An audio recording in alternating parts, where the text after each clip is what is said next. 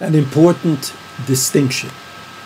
We're talking about someone who on Shabbat is planning, is thinking, is deciding, is including, is excluding those with whom he is going to work after Shabbat.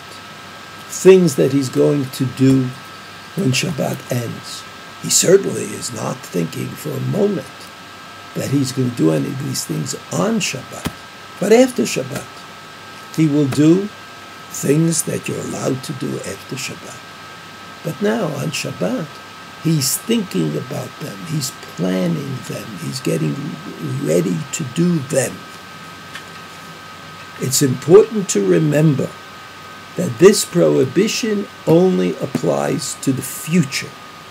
What I will do, what I might do, what I plan to do, but it does not apply to things that I have done in the past.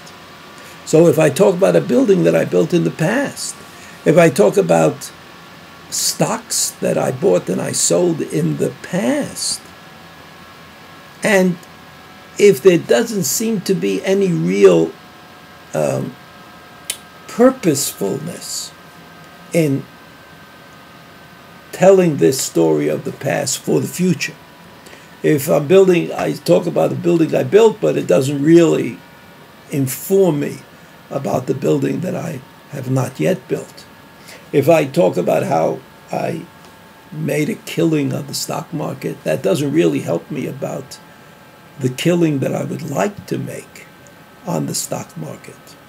So that if the story I'm telling is a story that took place in the past, and if it remains in the past, I mean, it's just telling a story to show off, to publicize my wisdom, etc., then that is not included in the prohibition, Yeshayahu Hanavi, Chazal, V'daber Davar, that you're not allowed to speak of things that you're going to do when Shabbat comes to an end.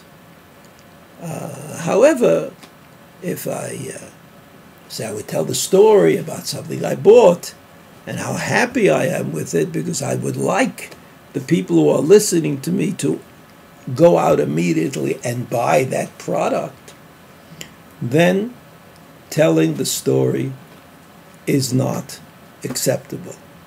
So again, it has to include an action, or at least the thought that there will be an action. That's v'daber davar. Don't talk about those things. But if the story that you're telling is a story that happened in the past and is not going to happen again in the future, then that's fine. You may tell that story even on Shabbat.